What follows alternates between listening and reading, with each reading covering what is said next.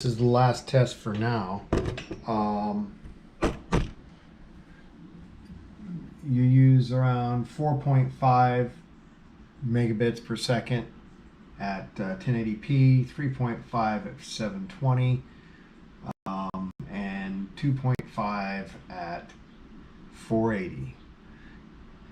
With that being said, if you had a 30 gig plan with a jetpack with Verizon, that would get you about 15 hours of live streaming time before you've used up your 30 gig plan for the month.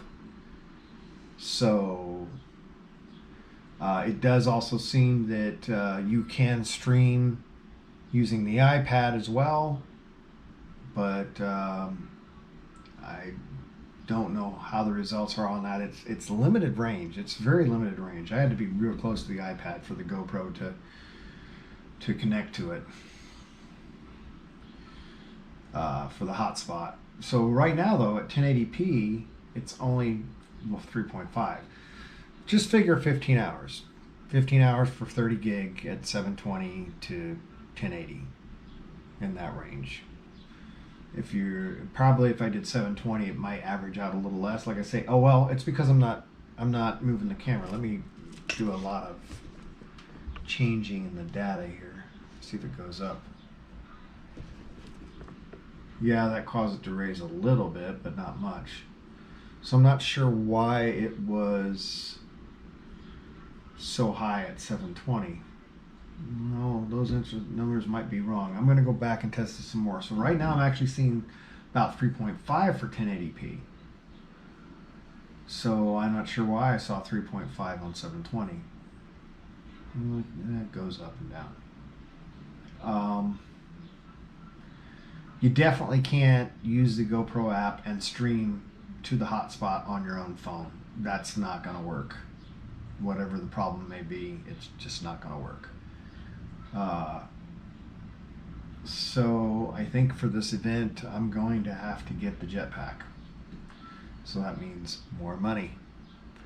Okay, well, if I get with the 30 gig plan, like I said, that'll get me 15 hours. That should get me through the day.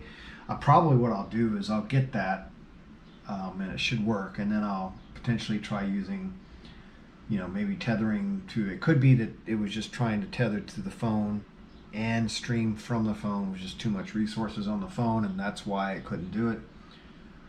So I could potentially try tethering to my wife's phone, and then once that's used up, tether to her iPad. Once that's used up, tether to the hotspot, or whatever the case may be. Probably try with the weaker things just to see how they do, and then switch to the hotspot if needed, because we got to get through the day. 16 hours should be enough. I really don't think we're going to have 16 hours of live footage in one day, but it'd be nice not to have to burn up all my quota for the entire month in one day. So that's with Restream is what I'm streaming with now. I'm going to go back and review this. This is using an iPhone, the GoPro 8, and the GoPro app. And Restream, it's streaming right now to Twitch, YouTube, and Facebook. See, now it's up to 4 megabits per second.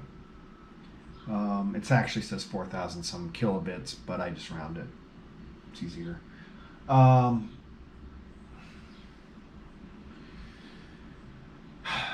right now I'm just using my Wi-Fi in my house, which won't work if you're doing something remotely. I'm a little nervous about buying the jetpacks.